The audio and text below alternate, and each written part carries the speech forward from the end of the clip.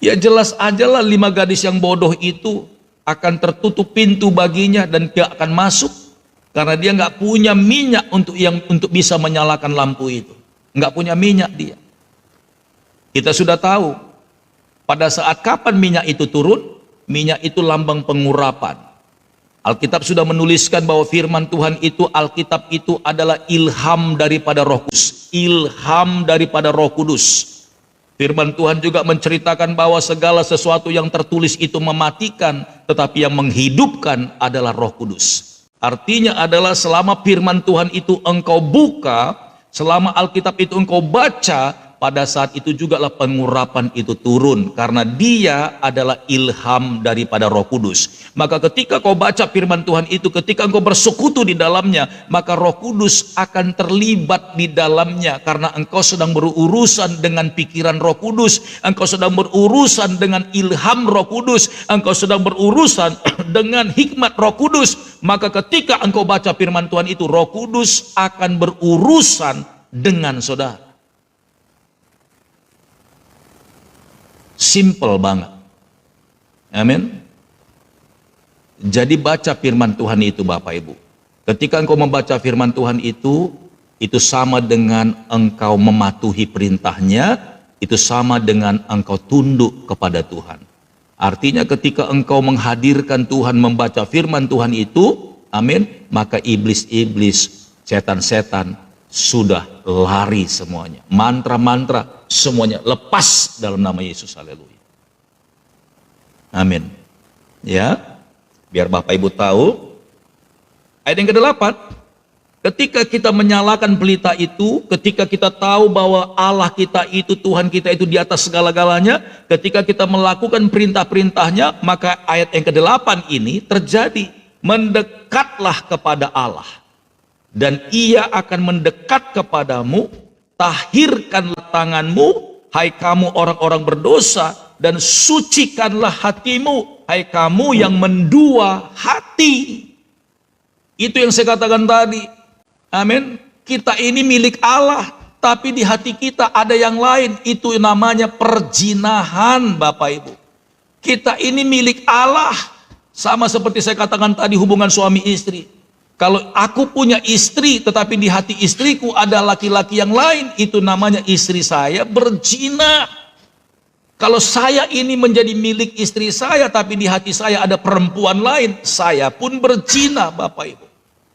Dan perzinahan itulah yang membuat rumah tangga saya panas, rumah tangga saya ribut, rumah tangga saya sering berantem berkelahi, dan gak ada berkat di situ, adanya kehancuran, adanya kehilangan damai sejahtera, adanya malapetaka, Bapak Ibu. Haleluya. Amin. Jangan coba-coba bersinggungan dengan yang namanya kuasa kegelapan yang lain itu. Maka kita akan terus jatuh ke dalam dosa, terseret ke dalam dosa. Haleluya.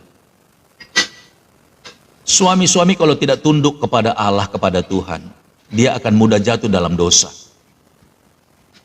Jadi barometer ukuran orang dekat dengan Tuhan, dia menjauhi kejahatan.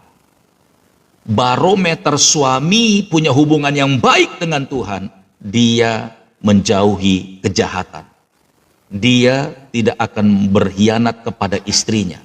Dia tidak akan berzina dengan orang lain. Barometer suami dekat dengan Tuhan. Begitu juga barometer istri dekat dengan Tuhan. Amin. Dia tidak akan menjahati suaminya, tidak ada pribadi lain di dalam hatinya, bahkan dia tidak akan mengkhianati pernikahannya. Ciri-ciri istri yang punya barometer, dia punya hubungan yang baik dengan Tuhan. Apapun alasannya Bapak Ibu, apapun alasannya, sangat menyakitkan betul. Bagaimana Tuhan tidak marah? Allah itu pencemburu, dia yang membuat kita tapi kita mencintai yang lain.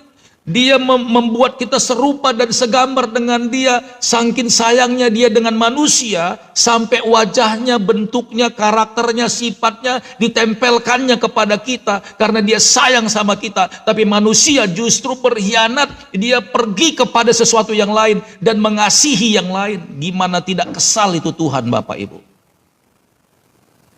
Gimana enggak Tuhan itu benar-benar kecewa berat Bapak Ibu dengan kita ini. Tapi kitanya nggak sadar-sadar. Coba berpikir dulu secara logika dari dalam batinmu itu. Sakit nggak sih hati Tuhan itu? Kita ini ada karena kemurahannya, kebaikannya Bapak Ibu. Tapi kita diam-diam berkhianat, berselingkuh dengan yang lain. Diam-diam kita percaya dengan roh-roh lain. Diam-diam kita membawa Bapak Ibu, amin, semua berkas-berkas daripada setan itu di rumah kita. Kita bilang, ku sembah kau Tuhan. Dalam hatinya, halo, ku sembah kau Tuhan. Sebentar ya, sebentar ya. Enggak ada bedanya Bapak Ibu. Kalau kita selingkuh seperti itu, amin. Kita bergandengan tangan dengan suami kita, tapi mata kita lihat laki-laki yang di sebelah. Halo. Kita gandengan tangan, mungkin rangkulan dengan suami kita, tapi mata kita lihat yang di sebelah. Betapa menyakitkan Bapak Ibu. Menyakitkan. Sadar. Jangan gitu jadi anak Tuhan. Jangan gitu jadi orang Kristen. Itulah yang membuat kehidupan kita ini benar-benar seperti kena tulah.